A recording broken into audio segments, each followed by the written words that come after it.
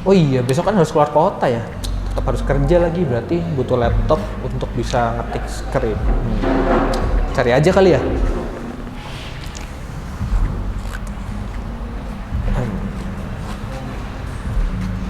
Wah, ada Mas Randy nih.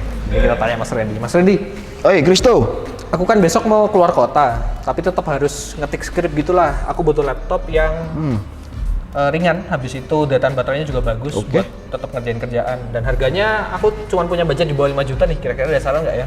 Di bawah 5 juta, Kristo. Jangankan bawah 5 juta ya, di bawah 3 juta ada, Kristo. Nih, Samsung Chromebook 4. Nih laptop, Kristo. Udah enteng, baterainya awet, dan webcamnya jernih banget. Dan cocok buat Kristo yang mobilitas mau keluar kota sambil mengerjakan skrip. Oh, emang kalau di bawah 3 juta harganya berapa sih? Harganya di 2,5 jutaan aja, Kristo. Seriusan? Serius. Ini bukan laptop bekas nih? Barulah, Brody. Wah, ini menarik banget. Langsung aja kita tes apakah dia tetap benar-benar bisa dipakai untuk kerjaan walaupun harganya cuma 2,5 jutaan. Langsung kita nonton B-roll-nya terlebih dahulu.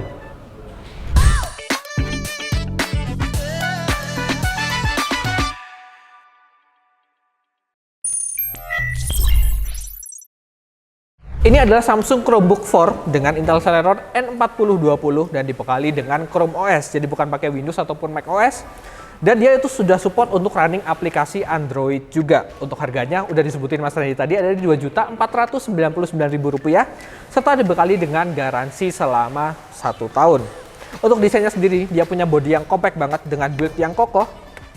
Bahkan udah lolos uji ketahanan militer MIL STD 810G. Dan salah satu pengujiannya adalah dijatuhkan dari ketinggian 50 cm ke atas permukaan plat besi. Jadi benar-benar tangguh dan merepresentasikan kualitas dari brand Samsung dengan baik. Untuk layout keyboardnya berbeda dengan layout keyboard Windows. Bagian paling atas terdapat tombol shortcut tapi nggak disertai dengan tombol function. Feel mengetik di keyboard laptop ini juga nyaman banget, apalagi untuk ukuran laptop yang murah meriah. Feel-nya empuk dan berasa padded, travel distance-nya juga cukup dalam. Bentuk keycaps-nya agak cekung, jadi jari nggak gampang terpeleset ke tombol-tombol sebelahnya. Ukuran touchpad-nya sedikit lebih lebar daripada spasi, tapi karena ukuran layarnya itu nggak besar, jadi touchpad ukuran segini aja udah cukup untuk bernavigasi. Dimensi laptop ini ada di 28,8 cm kali 20,2 cm dengan ketebalan di 1,7 cm aja, jadi cukup tipis. Dan bobotnya ringan banget di 1,18 kg, jadi ini benar banget kata Mas Randy, sangat ringkas dan cocok banget untuk dibawa bepergian kemana-mana sambil digunakan untuk bekerja. Untuk skor desain kita bisa berikan skor 8 poin. Untuk layarnya dia berukuran 11,6 inch dengan resolusinya HD 1366 x 768 pixel. Panelnya menggunakan TN anti-reflektif dan color gabutnya sendiri nggak dicantumkan sama Samsung.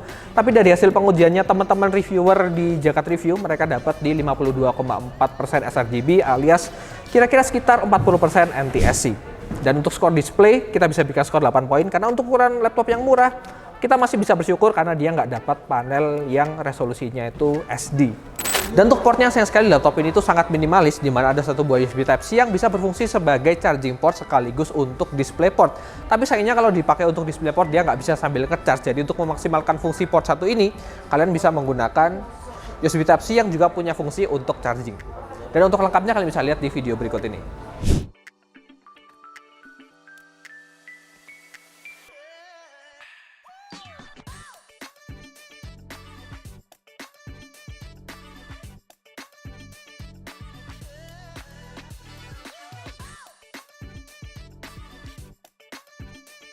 Untuk fiturnya dalam segi konektivitas dia menggunakan Wi-Fi 5 dan juga Bluetooth yang sayang sekali kita nggak bisa ngecek pakai Bluetooth versi berapa.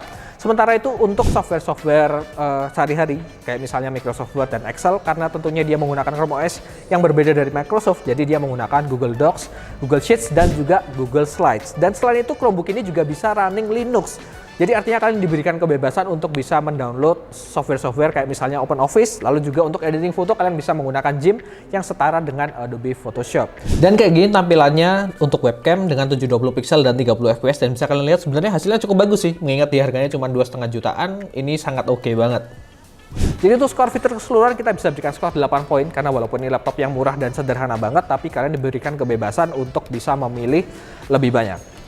Sekarang kita bahas lebih detail soal jeroannya. Kita mulai dari prosesor terlebih dahulu, dan untuk detailnya kalian bisa lihat di sebelah ini. Dia menggunakan Intel Celeron N4020 Gemini Lake dengan 2 core 2 thread, base clock speed 1,1 GHz, boostnya di 2,7 GHz, menggunakan fabrikasi 14 nanometer dengan L2 case 4 MB, dan TDP prosesor ini rendah banget, cuman 6 watt aja, artinya dia sangat hemat daya.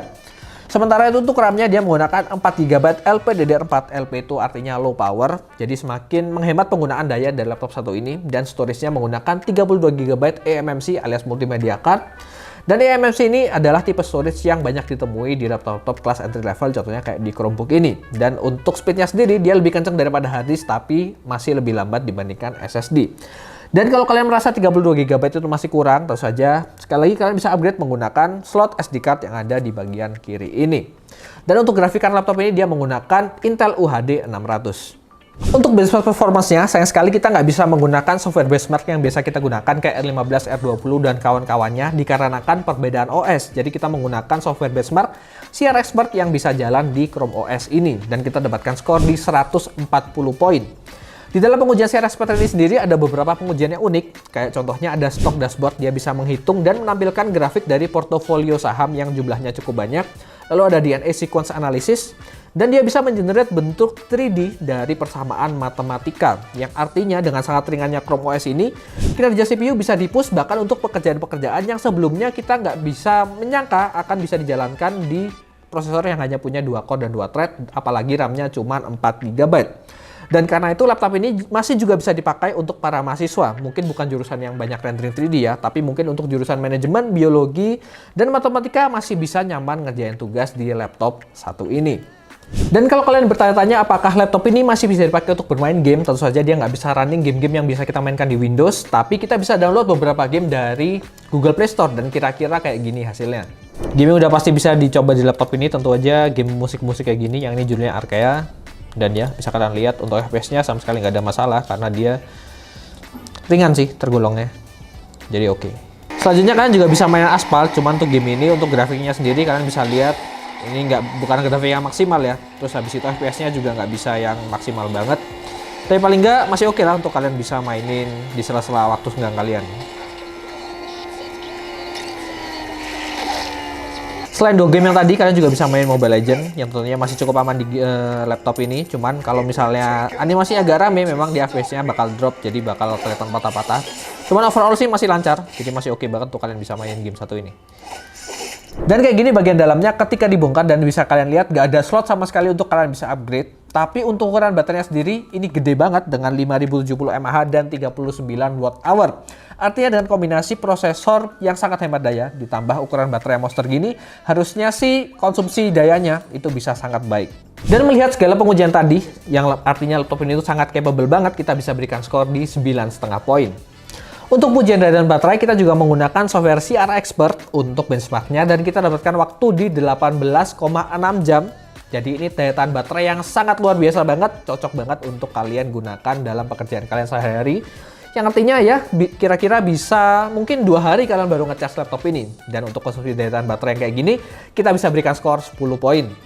Laptop murah bukan berarti build-nya murahan serta performanya hancur banget. Dengan optimasi software dan OS serta penggunaan yang tepat, terbukti Chromebook ini bisa jadi pilihan yang sangat masuk akal untuk kalian jadi daily driver sehari-hari untuk dipakai benar-benar kerja. Dan dengan harganya yang murah meriah juga bisa jadi opsi untuk para mahasiswa tingkat akhir yang butuh laptop untuk ngerjain skripsi tapi budgetnya terbatas. Jadi untuk total skor laptop ini setelah kita bagi 5 adalah 8 poin. Terima kasih buat Mas Randy yang udah rekomendasiin Samsung Chromebook 4 ini. Sama-sama Kristo. Kalau kalian suka sama video kali ini, jangan lupa Like, comment, and subscribe. Dan semua link sosial media kita tersedia di kolom deskripsi. Silahkan kalian kunjungi karena bakal ada info menarik yang kita update setiap harinya. Dan kalau kalian pengen beli barang-barang elektronik, misalnya laptop dan juga peripherals lainnya, kita tersedia di e-commerce, ada di JDID, Tokopedia, Shopee, dan juga Blibli. Jangan lupa juga untuk teman-teman Kalsa Gadget yang ada di Malang, mulai tanggal 25 April sampai 25 Mei kita ngadain challenge untuk PES, salah satunya tanding lawan Mas Randy. Jadi siapkan skill kalian dan langsung datang aja ke Kalsa Gadget di Jalan Majen Pajahitan nomor 6. Segitu aja, saya Christopher. saya Randy. See you on the next video.